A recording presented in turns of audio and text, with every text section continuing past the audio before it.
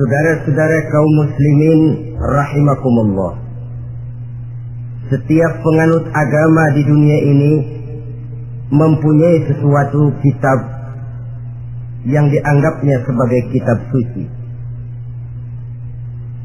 Orang Hindu punya kitab Weda. Orang Buddha punya kitab Tripitaka. Yahudi mempunyai Taurat. Nasrani mempunyai Injil. Penganut Konghucu punya kitab Tao Te Ching. Orang Majusi punya kitab Zen Avesta. Orang Kebatinan punya kitab Serat Centani, Hidayat Jati, Darmo Gandul, atau Gatoloco. Sementara kita umat Islam oleh Allah diberikan Al-Quranul Karim. Mengapa kita yakini Quran ini sebagai kitab suci? Pertama, ia bebas dari intervensi dan investasi manusiawi. Ia sepenuhnya, baik isi maupun redaksi, adalah produk dari Allah Subhanahu wa Ta'ala. Kita yakini Quran kitab suci karena sampai hari ini belum ada seorang pun yang sanggup membuat seperti itu. Suatu kitab hanya dinamakan suci kalau dia bersih dari investasi dan intervensi manusia. Al-Quran ini sejak turunnya 14 abad yang lalu telah menantang. Wa in kuntum fi raibin mimma nazzalna ala abdina fa'tu bi suratin min misli.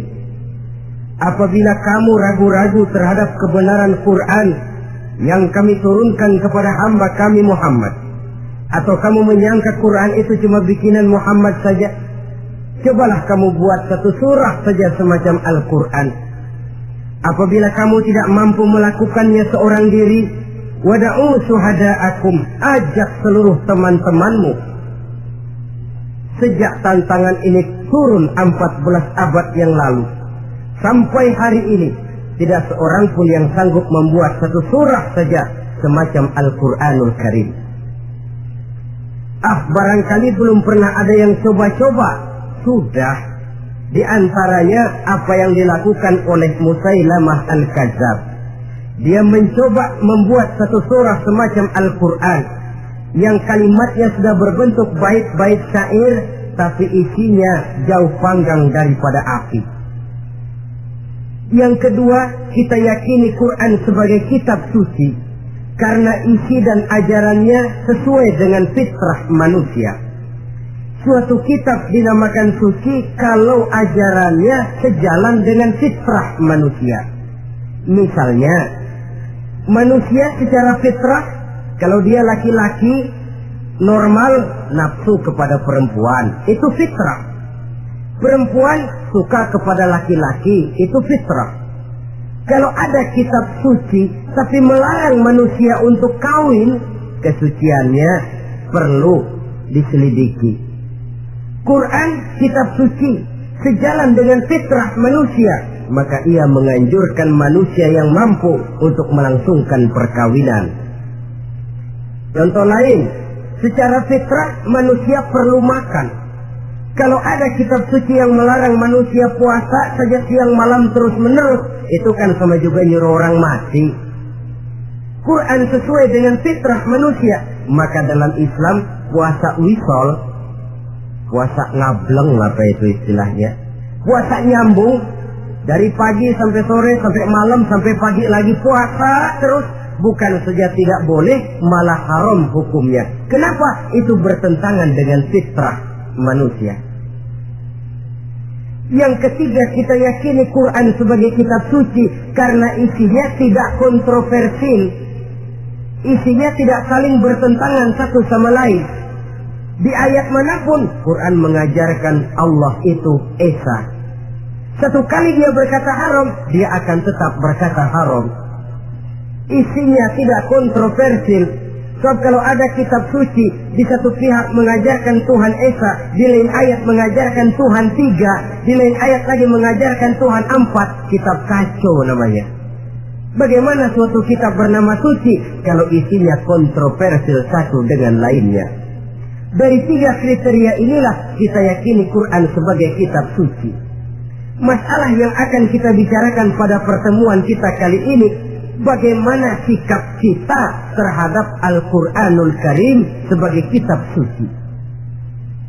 Berangkat dari sebuah hadis di mana Rasulullah Shallallahu Alaihi Wasallam pernah memberikan tawaran.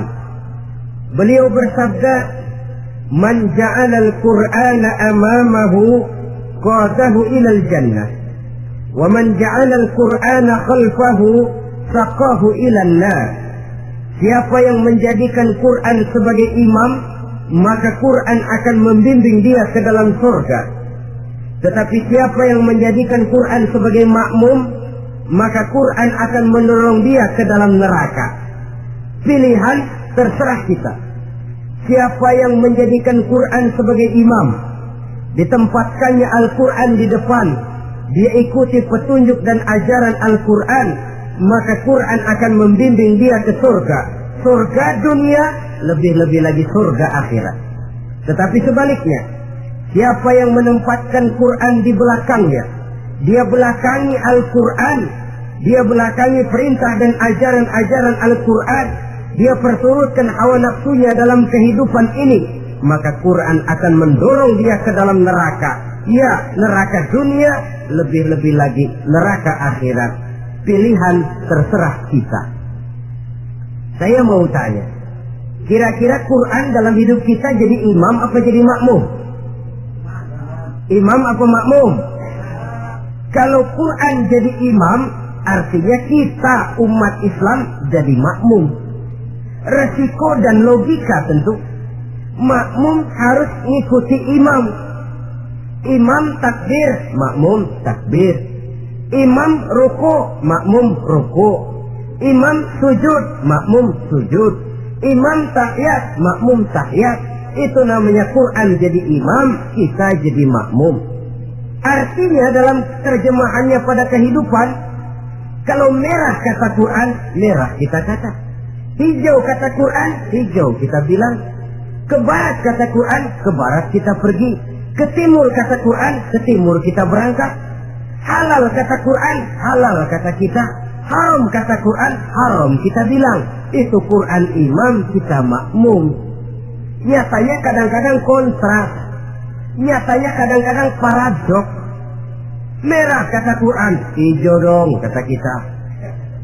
Halal kata Quran, remeng-remeng kata kita. Ke barat kata Quran, ke timur kita pergi. Dalam praktek kita mau jadi makmum, Quran kita suruh jadi imam. Kita sesuaikan Quran dengan selera kita. Mana-mana ayat yang menguntungkan, mana ayat yang sesuai dengan mau kita, itu yang kita baca kuat-kuat. Itu yang kita canangkan ke tengah masyarakat ramai. Tapi manakala Quran itu bertentangan dengan nafsu kita, bertentangan dengan gaya dan kepribadian kita umpetin itu Quran. Kalau kita cuma umpetin lumayan, kadang-kadang kita tuduh Quran ketinggalan zaman. Kita anggap Quran tidak relevan lagi dengan situasi dan kondisi. Kalau sudah begitu, sudah menyeberang terlalu jauh namanya. Saudara-saudara kaum muslimin rahimakumullah. Inilah makna hadis Nabi yang diriwayatkan dari Imam Ali bin Abi Thalib, bersabda Rasul, "Man qara'al Qur'ana fastazharahu wa ahalla halalahu wa harrama haramahu adkhalahul jannah." Barang siapa yang membaca Al-Quran lalu memperhatikannya, kemudian menghalalkan yang halal dan mengharamkan yang haram, maka Allah akan memasukkan orang itu ke dalam surga. Ya surga dunia, ya surga akhirat. Apabila kita renungi hadis ini, maka untuk berimam kepada Al-Quran ada 3 jalan utama yang harus kita laksanakan. Pertama, dari kalimat man qara'al Qur'an, barang siapa yang membaca Al-Quran. Ini artinya siapa yang ingin menjadikan Quran sebagai imam di dalam kehidupan, jalan pertama yang harus ditempuhnya menanamkan kegemaran membaca Al-Quranul Karim. Al-Quran gharibun fima baina qaumin la yaqra'una. Quran akan jadi asing, Quran akan jadi aneh kalau terletak di tengah rumah orang Islam yang tidak suka membaca Al-Quranul Karim. Jadi langkah pertama, tanamkan kegemaran membaca Al-Quran. Saya tidak menyalahkan kalau remaja kita gandrung kepada Stevie Wonder. Baik kalau mereka senang kepada suara emasnya Michael Jackson atau suaranya Madonna. Tapi kalau sampai harus mengalahkan kecintaan mereka kepada membaca Al-Quran, ini ironi. Sebagai orang tua, kalau anak-anak kita buta huruf Latin, katanya menghambat pembangunan. Bahkan pemerintah saja menggalakkan bebas 3B itu. Buta aksara diantaranya, supaya rakyat bisa membaca huruf Latin. Kalau anak-anak kita buta huruf Latin, katanya menghambat pembangunan. Bagaimana kalau anak-anak kita buta huruf Quran? Jelas saja menghambat proses kesadaran dan kebangkitan dari dunia Islam itu sendiri. Satu contoh ringan. Dulu sebelum pembangunan merata, listrik belum lagi masuk desa, kampung gelap, rumah pakai lampu minyak. Kalau kita masuk kampung, terasa banyak orang Islam. Kenapa? Di rumah sebelah sana kita dengar anak muda sedang latihan baca rawi, sebelah sini ibu-ibu sedang selawatan, di rumah sana remaja sedang baca Quran. Pembangunan maju, listrik masuk desa, alhamdulillah. Tapi apa yang kemudian terjadi? Proses pergeseran nilai. Setelah listrik masuk desa, radio main kenceng-kencengan, televisi main gede-gedean, baca Quran sudah barang aneh, langka. Tengoklah sekarang kalau kita masuk kampung, ada yang remaja sedang baca Quran, rasanya kok aneh, nggak umum. Sesuatu yang baik malah menjadi nilai-nilai keanehan. Saudara-saudara kaum muslimin rahimakumullah, tanamkan kegemaran membaca. Dalam satu hadis Nabi pesan, nawiru buyutakum bitilawatil Quran, sinari rumah tanggamu dengan bacaan Quran. Sebab listrik ini cuma bisa menerangi gelap, tapi tidak akan sanggup menerangi hati manusia. Quran produk Allah dibaca dalam segala keadaan, tepat dan pantas. Lihat saja, orang sedih baca Quran, terhibur. Orang gembira baca Quran, tidak lupa diri. Di rumah mewah ada yang baca Quran, bagus. Di gubuk reot di pinggir kali ada yang baca Quran, cocok. Orang kawin dibacakan Quran, bagus. Orang mati dibacakan Quran, tidak jelek. Dalam segala keadaan, in all season, bahasa kerennya, dia pantas dibaca. Saudara-saudara, bahkan orang sakit gigi pun kalau dengar baca Quran tidak marah. Coba lihat. Dia senang benar lagu Michael Jackson, tapi giliran sakit gigi, coba setelin lagu Michael Jackson kalau nggak mencah-mencah. Kamu gila apa nggak tahu saya lagi sakit gigi? Tapi coba bacakan Quran. Dia pasti tidak marah. Begitu besar daya pengaruhnya. Bahkan Abu Jahal sama Abu Lahab pernah rapat. Kata Abu Jahal sama Abu Lahab, Mas Lahab, gini loh Mas. Kenapa? Ini saya pikir-pikir salah satu yang menyebabkan kenapa saudara kita banyak ikut ajaran Muhammad. Mereka kalau sudah dengar bacaan Quran terpesona. Jadi kita blokir saja. Caranya gimana? Kasih pengumuman kepada Quraisy, jangan sekali-kali mau dengerin Muhammad baca Quran. Kamu juga jangan. Dan kamu, saya pun begitu. Mari kita janji, tidak mau dengar bacaan Quran. Salaman, pulang ke rumah masing-masing. Dapat 1 hari tahan, 2 hari bertahan, 3 hari, seminggu ke atas, Abu Jahal mulai ada semacam rindu, kangen, pengen dengar ayat Quran. Karena secara pribadi dia mengakui keindahan gaya bahasanya jauh lebih tinggi dari kemampuan penyair Quraisy. Isi ajarannya sangat dalam dan menyentuh segi-segi kehidupan manusia. Gak tahan Abu Jahal, kayak dikin-dikin hatinya, keluar rumah mindik-mindik, ngumpet-ngumpet, gempet di rumah Nabi, pengen dengar Nabi baca Quran. Rupanya Abu Lahab sama. Pikir Abu Lahab nggak bakalan keluar. Abu Lahab berpikir, Jahal pasti di rumah. Dua-duanya bareng berangkat ke rumah Nabi.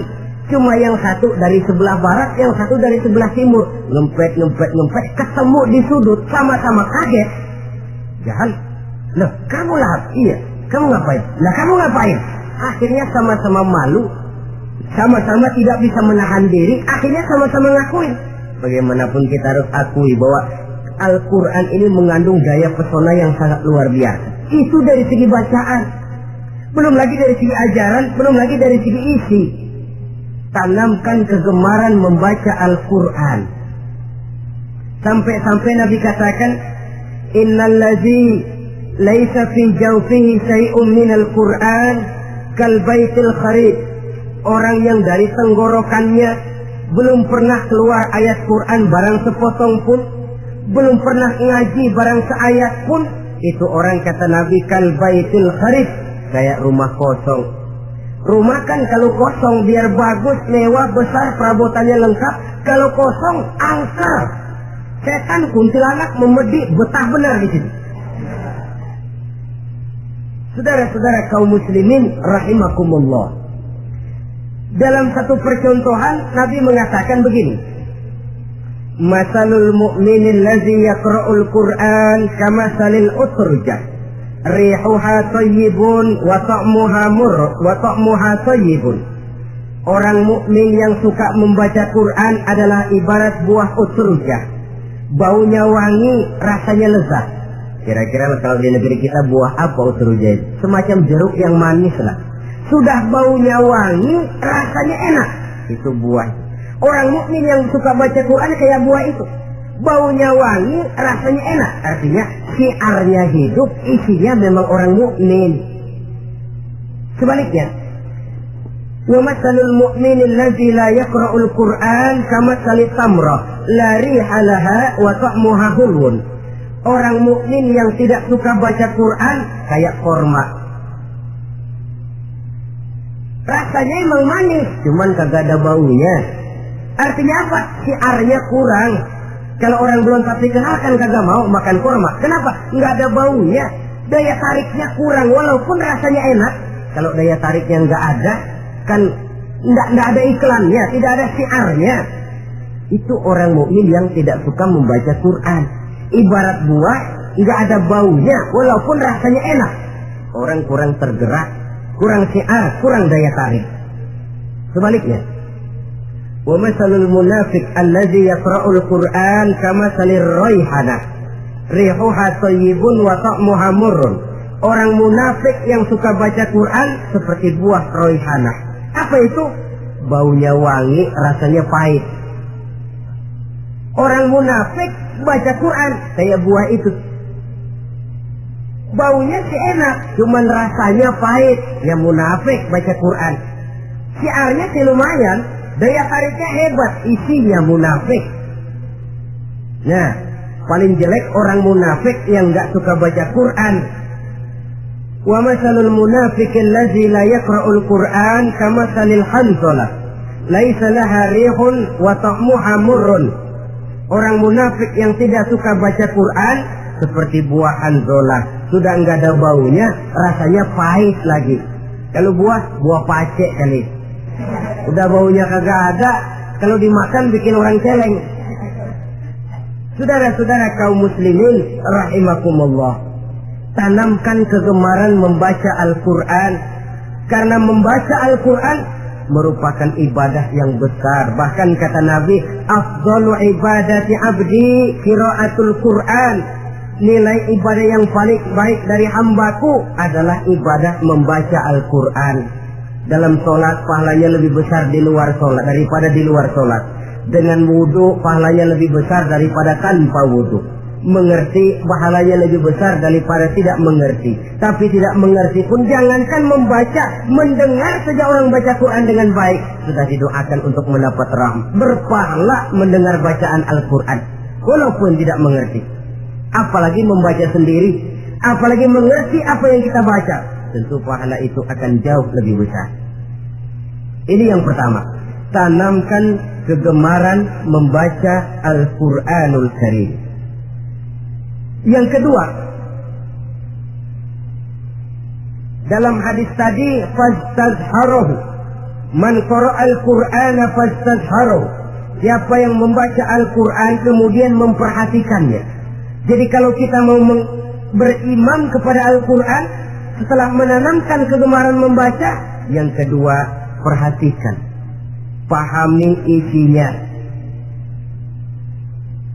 Jangan seperti monyet pakai mahkota, ketawa girang, cengengesan, tapi dia tidak tahu arti kebesaran mahkota yang disandangnya. Bangga dengan Al-Quran, tapi apa kandungannya kita tidak mengerti. Untuk memahami Al-Quran ini, caranya bagaimana? Tentu mudah saja. Seperti contoh, kalau kita ingin mengerti caranya bikin tahu, jangan bertanya kepada montir mobil. Montir mobil ahli betul urusan mesin, tapi kalau urusan tahu, tanya dong tukang tahu. Untuk mengerti rahasia dan seluk-beluk Al-Quran, kita harus bertanya kepada orang yang memahami seluk-beluk Al-Quran, para ulama, para kiai, para ustadz, yang kita tahu kualitas keilmuannya, kita yakini loyalitas dan integritasnya kepada Islam ini. Kenapa? Ayat-ayat Quran itu elastis. Dia dibawa kemana saja mau. Ditafsirkan menurut kemauan orang bisa. Paling celaka kalau yang belajar tidak punya dasar, yang mengajar punya maksud lain, sesat dan menyesatkan. Yang ngajar punya nafsu ambisi, yang belajar tikus budeg, yang memang tidak punya dasar apa-apa, sekali belajar langsung tafsir. Cara wudhu yang baik saja belum ngerti, cara rukuk dan sujud yang baik saja belum bisa, yang membatalkan sholat apa ndak bisa, ndak ngerti, sekali langsung. Enggak, supaya kita langsung saja belajar langsung Al-Quranul Karim. Tidak jelek, cuma akan lebih baik kalau sebelumnya ada unsur penunjang dari nilai-nilai keilmuan dalam Islam ini. Disinilah perlunya menghidupkan majelis-majelis taklim. Sebab kalau Al-Quran hanya dipahami dan dikutak-kutik menurut maunya rasio saja, kekuatan rasio terbatas. Saya akan khawatir nantinya akan timbul pendapat-pendapat di mana Al-Quran disesuaikan dengan otak. Bukan otak ngikuti Quran, tapi Quran disuruh ngikuti otak. Contoh yang dekat saja, kalau saudara ngukur kayu pakai meteran, itu kira-kira meteran ikut kayu, apa kayu ikut meteran? Ayo, kira-kira kayu ikut meteran, apa meteran ikut kayu? Meteran ikut kayu. Bagus. Kalau meteran ikut kayu, artinya nggak ada meteran benar di dunia ini. Kayunya kependekan, meterannya dipotong. Dan begitu loh, meteran ikut kayu namanya. Bukan meteran ikut kayu, tapi kayu yang harus ikut meteran. Otak harus ikut wahyu. Jangan wahyu disuruh ikut otak. Manusia ikut Quran, jangan Quran disuruh ikut manusia.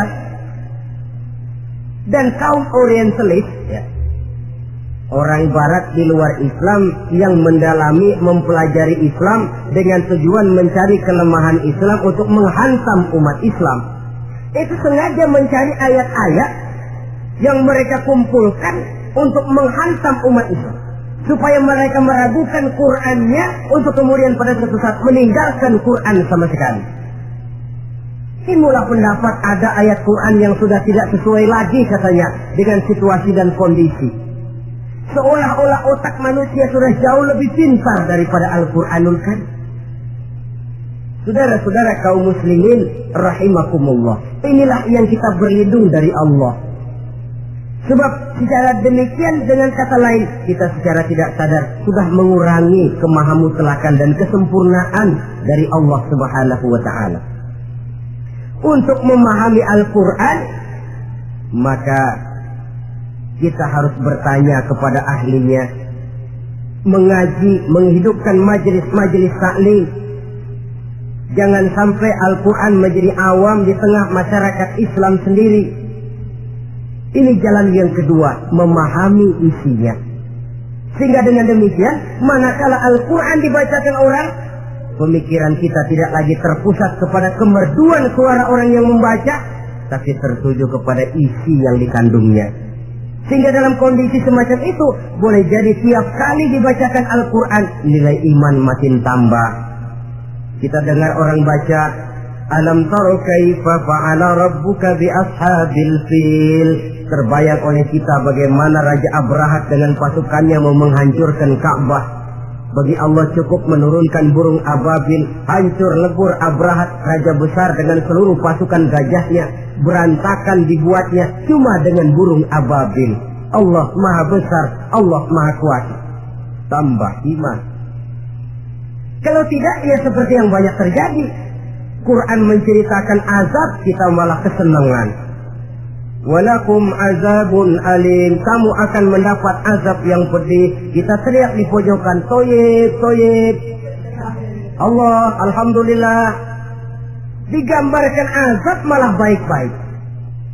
Bahwa kita suka, kita gemar kepada bacaan Quran dengan suara yang merdu, alhamdulillah. Akan lebih baik lagi kalau kita mengerti apa yang dibacanya. Sebab perintah membaca tersirat makna perintah untuk memahami. Perintah memahami tersirat makna untuk mengamalkan. Dengan kata lain, kita hanya bisa mengamalkan Quran dengan baik kalau kita mengerti isinya. Kita hanya bisa mengerti isinya kalau kita rajin membacanya. Baik membaca yang tersirat, baik membaca yang tersurat dengan petunjuk para alim ulama, para kiai, dan orang-orang yang ahli di bidang itu. Saudara-saudara kaum muslimin rahimakumullah, inilah jalan kedua. Upayakan memahami isinya. Hidupkan kajian-kajian agama, hidupkan majelis-majelis taklim. Jangan sampai Al-Quran asing di hati kita sendiri. Jangan sampai kita awam terhadap makna kandungan dan ajaran Al-Quran, sementara kita yakini bahwa dialah yang akan bisa membimbing kita menuju kebahagiaan sejak dari dunia sampai ke akhirat nanti. Jalan ketiga untuk berimam kepada Al-Quran, setelah menanamkan kegemaran membaca lalu berupaya memahami isinya, yang ketiga adalah mengamalkannya dalam kehidupan sesuai dengan kemampuan yang kita miliki. Quran tidak akan membawa berkah kalau ajaran yang terkandung di dalamnya kita baca, tapi kemudian kita injak-injak dalam praktek kehidupan. Quran mengatakan riba haram, tapi praktek kita dalam hidup malah senang betul kepada riba. Quran mengajarkan jagalah kesatuan persatuan dan ukhuwah Islamiyah. Praktek yang kita lakukan malah centang perenang, malah saling bertolak belakang, malah kadang menjegal kawan seiring, menggunting dalam lipatan, ramai kita dengan kita. Lalu kelemahan pun menjadi kenyataan di mana-mana. Quran sekali lagi tidak akan membawa berkah kalau yang kita baca kita injak-injak. Tentang pengamalan Al-Quran ini, Allah Subhanahu wa ta'ala mengklasifikasi manusia dalam firman-Nya, Thumma awrasna al-kitab allazina astafaina min ibadina. Kemudian kami wariskan Al-Quran ini kepada hamba-hamba kami yang kami pilih. Ya Allah, coba saja kita lihat ayat ini. Quran kitab pilihan diberikan kepada umat pilihan, yaitu kita-kita ini. Lalu bagaimana umat pilihan ini setelah menerima Al-Quran? Terbagi dalam 3 kelompok besar. Pertama, kata Allah, faminhum zalimun li nafsihi. Di antara mereka ada yang setelah menerima Al-Quran kemudian zalim kepada dirinya sendiri. Artinya hanya mulutnya saja yang menerima Al-Quran, tapi perbuatannya menginjak-injak Al-Quran. Orang semacam ini tidak zalim kepada Allah, tidak zalim kepada Rasulullah, tetapi orang semacam ini zalim kepada dirinya sendiri. Dia terima Quran dengan mulutnya, tapi dia injak-injak Quran dengan perbuatannya. Na'udzubillah summa na'udzubillah. Kelompok yang kedua, faminhum muqtasid. Di antara mereka ada yang setelah menerima Al-Quran lalu muktasid. Muktasid ini 50-50, ngambil jalan tengah. Ajaran Quran dipakai, ajaran setan dikerjain. Artinya juga perintah Quran oke, larangan Quran ho-oh. Saudara-saudara, malaikat bingung bagaimana montemnya nih anak ini. Perintah Quran dikerjain, larangan Quran juga dikerjain. Ini muktasid. Nah, yang ideal adalah golongan yang ketiga, kata Allah, wa minhum sabiqun bil khairati biiznillah. Di antara mereka ada lagi yang setelah menerima Al-Quran lalu berlomba-lomba melaksanakannya, berlomba-lomba mengamalkan kebaikan, dan itu hanya bisa terjadi biiznillah, dengan izin dari Allah. Hidayah, saudara-saudara. Berapa banyak orang yang mengerti Quran tapi hidupnya jauh dari cahaya Quran. Berapa banyak orang yang ahli Quran tapi cahaya Quran tidak menerangi kehidupannya.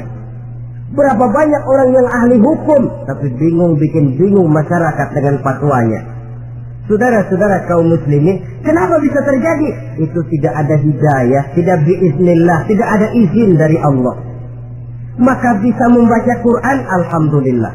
Bisa memahaminya, kita bersyukur kehadirat Allah. Lebih penting dari itu, kita mohon hidayah agar bisa mengamalkannya sesuai dengan kemampuan kita. Saudara-saudara kaum muslimin rahimakumullah, mana yang lebih banyak di zaman kita sekarang ini? Kita bisa analisa. Ada yang menerima Quran hanya dengan mulutnya saja. Kalau ditanya, Tuhanmu siapa? Allah. Kiblatmu mana? Ka'bah. Saudaramu siapa? Umat Islam. Kitab sucimu apa? Quran. Kamu bisa baca? Enggak. Ya, kalau cuma tidak bisa baca, barangkali kadang-kadang Quran saja pun tidak punya.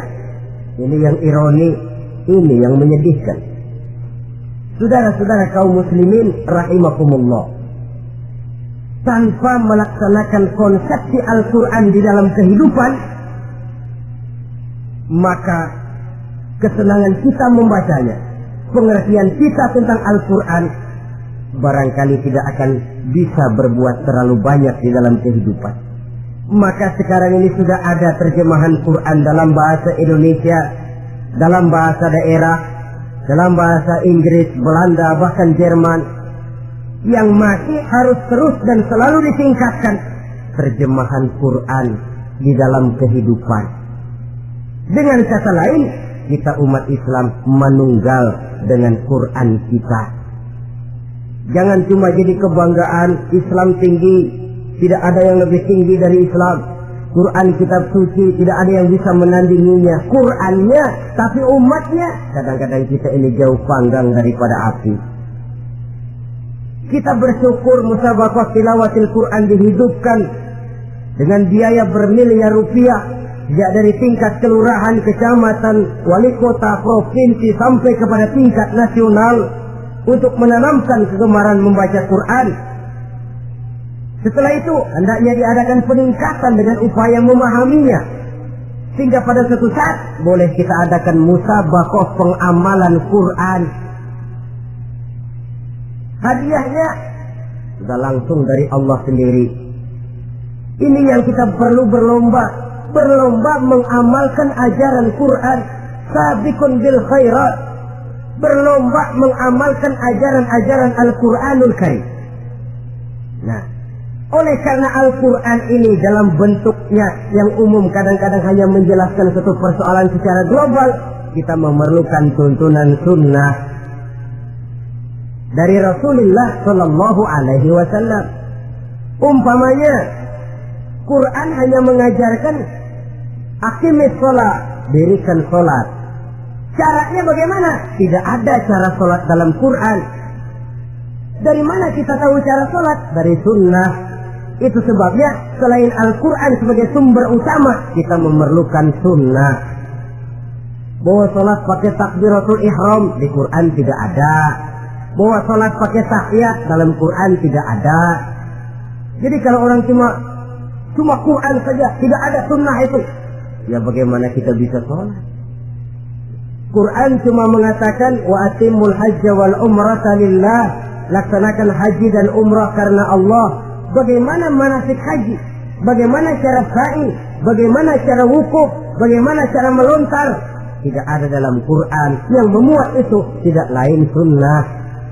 Untuk memahami Quran dan sunnah ini, kita memerlukan orang yang menguasai Quran dan sunnah. Oleh karena itu, kita perlu petunjuk kepada para ulama. Itu sebabnya Quran sendiri mengatakan, wa in tanaza'tum fi syai'in farudduhu ila Allahi wa rasulih. Apabila kamu berbeda pendapat tentang suatu persoalan, kembalikan kepada Allah dan Rasulnya. Kembalikan kepada Allah artinya kembalikan kepada Quran. Kembalikan kepada Rasul maksudnya kembalikan kepada sunnah. Siapa yang mengerti Quran dan sunnah? Para ulama yang kualitas ilmunya kita yakini, loyalitas dan kredibilitas serta integritas keislamannya bisa menjadi panutan. Saudara-saudara kaum muslimin rahimakumullah. Dengan demikian, kalau orang berkata langsung saja memahami Quran, sekarang ini sudah banyak terjemahannya, tidak usah lewat ulama-ulamaan. Saya tidak mencela, cuma agak mengkhawatirkan. Kalau dia memahami Quran cuma sekedar lewat terjemahannya saja, sangat mungkin jadi dia bisa salah paham. Kita memerlukan bantuan sunnah, kita memerlukan petunjuk para ulama yang menguasai di bidang itu. Kembalikan kepada Quran dan sunnah, artinya bertanya kepada orang yang memahami Quran dan sunnah. Nah, dengan begitu kan akan terjadi perbedaan pendapat. Perbedaan pendapat sesuatu yang halal sepanjang tidak menyebabkan kita berpecah belah. Halal berbeda pendapat, asal diletakkan pada proporsinya. Apalagi kalau perbedaan pendapat itu cuma masalah teknis, bukan masalah prinsip. Kenapa tidak pulang saja kepada tuntunan Quran? Lana a'maluna wa lakum a'malukum. Kami akan mengamalkan amalan yang kami yakini benarnya. Saudara persilakan mengamalkan amalan yang saudara yakini benarnya. Sama-sama punya alasan, sama-sama punya dalil. Tidak usah saling menyalahkan. Tidak usah saling mengklaim, merasa yang paling benar, orang lain salah semua. Kemukakan argumen, jangan sentimen. Harus dengan semangat mencari kebenaran, bukan untuk mencapai kemenangan. Kalau sentimen lebih penting dari argumen, kalau kemenangan lebih diutamakan dari mencari kebenaran, yang berlaku kadang-kadang gengsi. Kalau sudah gengsi, yang bicara emosi. Kalau sudah emosi, istilah kita di kampung ngambek. Gedean ilmunya sama ambeknya.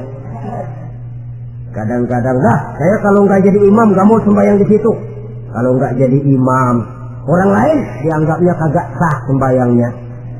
Oh pokoknya kalau nggak ngaji sama saya Islamnya kurang benar. Mengklaim. Perbedaan pendapat wajar, halal, asal tidak menyebabkan kita berpecah belah. Dan sewajarnya kita lebih berusaha mencari titik pertemuan, memperbesar persamaan, dan bukan mengutak-utik perbedaan. Kadang-kadang inilah penyakit kita nih. Satu kunut, satu tidak sembahyang subuhnya, bisa RT. Satu usoli, satu tidak, bisa RW. Satu azan sekali Jumatan, satu dua kali bikin masjid lagi. Kenapa bukan persamaannya yang dicari? Kenapa justru perbedaannya yang diperbesar? Yang masalah macam ini sampai kiamat tidak pernah selesai. Kan lebih baik kalau kita ditanya orang, Pak, sholat subuh itu pakai kunut apa tidak sih? Kalau saya pakai. Kalau yang tidak pakai kunut bagaimana Pak? Betul, kata yang tidak pakai. Jadi yang pakai kunut betul, betul karena saya pakai kunut. Yang tidak juga betul, betul kata yang tidak pakai. Kalau yang kunut betul, yang tidak kunut betul, lalu yang salah yang mana Pak? Yang salah yang subuh nggak semayang. Lebih objektif, proyek garapannya ada, umat tidak berpecah belah. Yang konyol kadang-kadang khutbah Jumat pakai membongkar khilafiyah, menghantam tahlil, menghantam kunut. Selesai sembahyang Jumat, apa yang terjadi? Umat resah, masyarakat gelisah, polemik timbul, masalah tidak terselesaikan. Oh, orang jadi khotib itu raja dalam mimbar Jumat, siapa yang mau bantah dia? Kalau memang mau buka itu persoalan khilafiyah, buka dalam forum khusus. adakan pengajian, jelaskan masalahnya secara luas, mendasar. Jangan mengklaim dan memvonis. Berikan kebebasan kepada umat untuk menilai. Masalahnya selesai, yang tidak puas bisa bertanya. Saudara-saudara, sudah lewat masanya kita meributkan soal itu. Sudah datang waktunya di mana kita lebih mementingkan dan membicarakan masalah-masalah yang lebih mendesak dihadapi oleh umat. Kemiskinan misalnya, kebodohan misalnya, keterbelakangan umpamanya, peluang untuk mendapatkan pendidikan yang layak bagi anak-anak kita yang berotak cerdas tapi tidak punya kemampuan ekonomi umpamanya. Itu akan lebih objektif ketimbang kita membicarakan masalah-masalah yang sampai kiamat tidak akan pernah selesai, yang hanya akan menyebabkan kita menjadi lemah, persatuan koyak, solidaritas sosial lalu menurun, saling curiga menjadi tumbuh karenanya, dan pada akhirnya kita tidak akan pernah bisa berbuat banyak. Untung kalau tidak menjadi tertawaan bagi orang yang berdiri di luar pagar. Saudara-saudara kaum muslimin rahimakumullah, sekali lagi, Al-Quran tidak akan membawa berkah kalau yang kita baca kita injak-injak. Oleh karenanya, untuk berimam kepada Quran ini, sekali lagi, pertama, tanamkan kegemaran membaca. Yang kedua, upayakan memahami isinya melalui bimbingan orang yang ahli bidang itu. Yang ketiga, amalkan sesuai dengan kemampuan. Sebab itu ada prinsip, kalau isi suatu hadis nampaknya bertentangan dengan otak, kesohihan hadis itu boleh diperiksa. Tapi kalau ayat Quran nampaknya bertentangan dengan otak, otaknya yang harus diperiksa. Jangan Qurannya lalu disesuaikan dengan otak. Sebab kalau kita sudah berani berteori, ada ayat Quran yang tidak sesuai dengan keadaan. Ayat yang mana? Yang ini. Tahun depan tambah lagi, tahun depan tambah lagi. Makin lama makin habis Al-Quran itu. Yang perlu diperbarui cara kita memahami Quran. Bukan dengan mengemukakan teori ayat Quran kehilangan relevansi.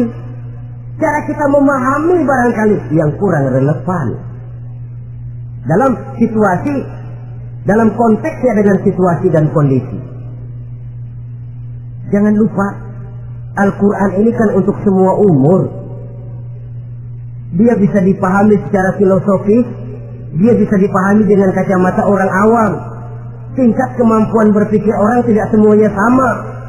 Kalau semua orang kita mau ajak berfilsafat, merenung dalam-dalam, menerawang tinggi-tinggi, ialah buat mereka yang terjangkau oleh perguruan tinggi. Tapi buat saudara-saudara kita, pedagang-pedagang kecil, petani di desa-desa terpencil, remaja-remaja yang jauh dari sentuhan teknologi canggih, sanggupkah mereka berpikir filosofis? Sementara mereka merupakan bagian terbesar dari kondisi umat ini. Saudara-saudara kaum muslimin, oleh karenanya, ditentang membaca, memahami dan mengamalkan, Rasulullah Shallallahu Alaihi Wasallam pernah memberikan sugesti.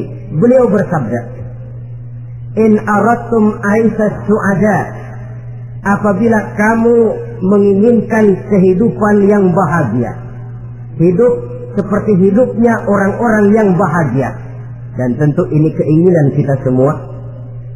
Wa mautas syuhada, dan menginginkan mati sebagai matinya para syuhada, para pahlawan pembela agama, orang yang mati syahid.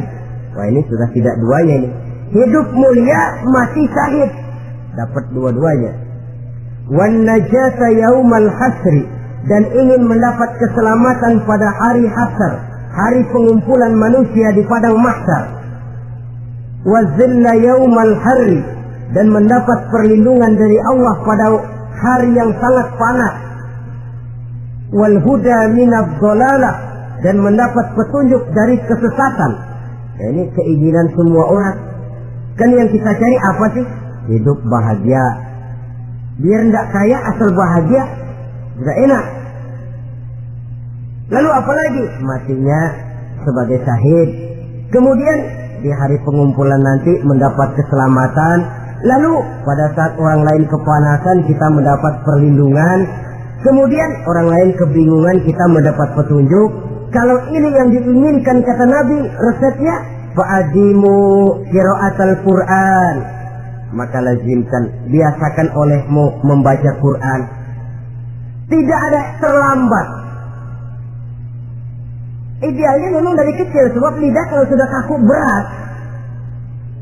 Disuruh baca innallaha laghaniyun hamid, lidahnya berat. Innallaha lampuniyun hamid, lampuniyun, laghaniyun jadi lampuniyun. Lidah itu kalau sudah berat ya memang berat. Disuruh baca ya bani Israel, lidahnya berat. Ya bini Siroil, jadi ya bini Siroil. Saudara-saudara, idealnya memang dibiasakan dari kecil supaya lidah itu ringan. Kalau tidak ada istilah terlambat. Malu pak, belajar alif-alifan udah gede. Ya jangan alif-alifan, alif beneran. Alif-alifan kapan bisa ya? Alif beneran yang dipelajari. Tidak ada istilah terlambat, tidak ada istilah malu untuk belajar Al-Quran ini. Saudara-saudara kaum muslimin rahimakumullah, ini sugesti untuk menanamkan kegemaran membaca. Lalu sugesti untuk memahaminya, tentu banyak ayat, banyak hadis. Mengapa tidak diantara kamu sekelompok orang yang berangkat untuk memperdalam, memahami agama? Falaula nafaro min kulli firqatin minhum ta'ifatun liyatafaqahu fid din. Di tengah kelompok orang yang berangkat belajar teknologi canggih, di tengah grup orang yang mendalami ekonomi, di tengah kelompok orang yang membidangi hukum, di tengah kelompok orang yang sibuk meneliti ilmu-ilmu kedokteran, mengapa tidak ada kelompok orang yang secara takhasus liyatafaqahu fid din, mendalami agama, mendalami Quran ini? Harus ada. Lalu sugesti untuk mengamalkan Al-Quran kelihatan dari peringatan Allah yang kita bisa temukan pada surah Toha ayat 124 sampai dengan 127. Wa man a'rada an zikri, barang siapa yang berpaling dari peringatanku, kata Allah, barang siapa yang berpaling dari Al-Quran ini, dia terima Al-Quran, dia imani Quran, tapi dia berpaling dari ajarannya, dia injak-injak apa yang seharusnya dia amalkan, dia perturutkan hawa nafsunya, maka kata Allah, fa inna lahu ma'isyatan dhanka, dia akan diberikan satu penghidupan yang sempit. Inna lillahi wa inna ilaihi raji'un. Diberikan hidup yang sempit. Kalau hidup sudah terasa sempit, bagaimanapun luasnya rumah, sempit. Kalau hidup sudah terasa sempit, bagaimanapun banyaknya harta, sumpah. Kalau sudah hidup ini terasa sempit, bagaimanapun luasnya pergaulan, tidak ada tempat kita bertanya, melarikan persoalan, membagi rasa. Siapa yang berpaling dari Quran, dia akan diberikan penghidupan yang sempit. Bukan dagangnya tidak untung, bukan kerjanya tidak digaji, tapi kesempitan hati. Lebih bahaya loh dari kesempitan ekonomi. Itu di dunia. Di akhirat, wa nahsuruhu yaumal qiyamati a'ma. Di akhirat nanti dia akan dikumpulkan oleh Allah dalam keadaan buta. Ya Allah, ya Rasul. Padahal ke akhirat kita baru tumben. Sekali ke akhirat buta. Masya Allah. Di tempat kita lahir saja, kalau tadinya kita melihat, tahu-tahu menjadi buta, kita bingung. Padahal jalan sudah pernah kita lihat, arah sudah pernah kita tahu. Bagaimana di padang mahsyar nanti? Kemana jalan yang akan ditempuh? Kepada siapa kita hendak bertanya? Mana teman, mana istri, mana anak? Buta pula kita. Satu kesengsaraan yang merupakan puncak kesengsaraan. Dikala itu orang yang semacam tadi protes. Rabbi, lima hasyartani a'ma wa qad kuntu basira. Wahai Allah, kenapa hari ini saya dikumpulkan dalam keadaan buta? Padahal ketika di dunia dulu saya melihat, saya menyaksikan gunung yang menjulang tinggi ke angkasa, saya melihat lautan yang luas terhampar biru membentang, saya saksikan tanah sawah luas menguning, saya saksikan keindahan alam. Di dunia saya melihat Allah. Kenapa sekarang saya dikumpulkan dalam keadaan begini? Protes dia, tidak terima dia. Allah jawab, kadzalika atatka ayatuna fanasitaha. Kata Allah, begitulah memang. Dahulunya waktu di dunia telah datang ayat-ayat kami kepadamu, telah turun Al-Quran, telah datang agama, fanasitaha, tapi kamu lupakan dia, kamu lupakan Quran, kamu lupakan Islam. Datang ayat, turun Quran, turun agama, kamu belaga pilon, kamu belaga nggak tahu. Wa kadzalikal yauma tunsa, maka hari ini pun begitulah kamu dilupakan. Sebagaimana dulu waktu di dunia kamu telah melupakan ayat-ayatku, melupakan kitabku, melupakan ajaran-ajaranku. Hari ini kamu pun dilupakan. Seolah-olah Tuhan cuma nggak bilang, mereka protes, Tuhan, kenapa saya buta padahal di dunia saya melihat? Kata Tuhan, kalau bahasa kita, lu rasain. Lu sih, kenapa dulu di dunia? Pura-pura nggak lihat. Kenapa waktu di dunia? Pura-pura nggak tahu. Kenapa waktu di dunia kamu lupakan Quran? Maka hari ini pun engkau kami lupakan. Wa kadzalikal yauma tunsa. Wa kadzalika najzi man asrafa wa lam yu'min bi ayati rabbih wal 'adzabul akhirati ashaddu wa abqa.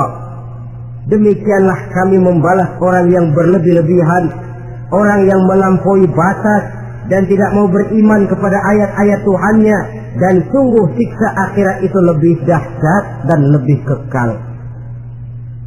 Siksa dunia mungkin kelaparan, kekurangan ekonomi, kekurangan pakaian, tapi berapa hari paling lama seumur manusia? 70 tahun umur kita, ya paling lama begitulah. Tapi siksa akhirat, kesengsaraan akhirat, kesengsaraan neraka, asyaddu wa abqa, lebih dahsyat dan lebih kekal. Di zaman sekarang orang bukan cuma berbuat potong kompas, berpikir pun potong kompas, berpikir pun ngambil jalan pintas. Dia lebih memilih kesenangan yang sedikit dengan mengorbankan kesenangan yang abadi.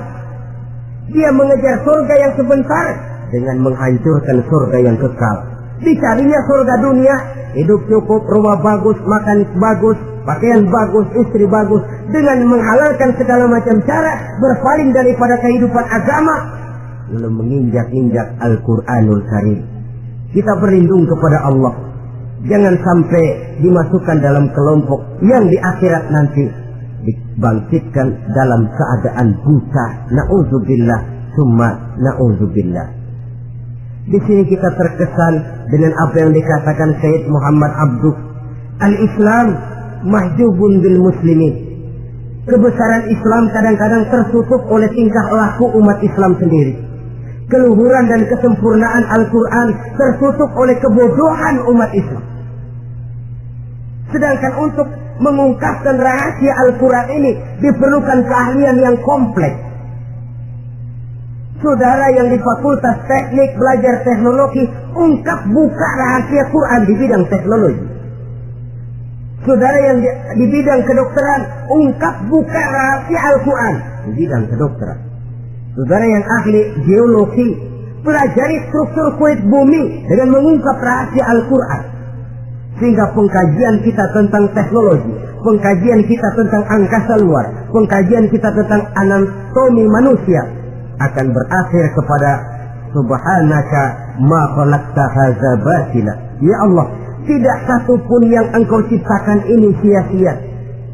Perut bumi mengandung minyak, timah, kekayaan yang berharga untuk manusia. Mempelajari angkasa luar bisa memahami musim dan menyelamatkan manusia.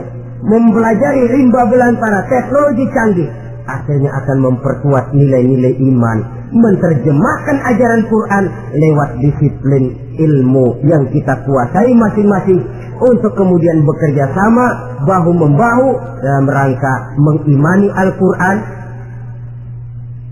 mengamalkan Al-Quran, dan mengawal keluhuran Al-Quranul Karim yang atas dasar tuntunannya kita hidup, untuknya kita berjuang, dan dalam bimbingannya kita ingin kembali menghadap Allah Subhanahu wa ta'ala.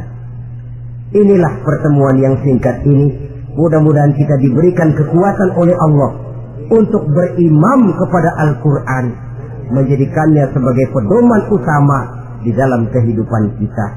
Terima kasih atas segala perhatian. Mohon maaf atas segala kekurangan. Usikum wa nafsi bitaqwallah. Wassalamualaikum warahmatullahi wabarakatuh.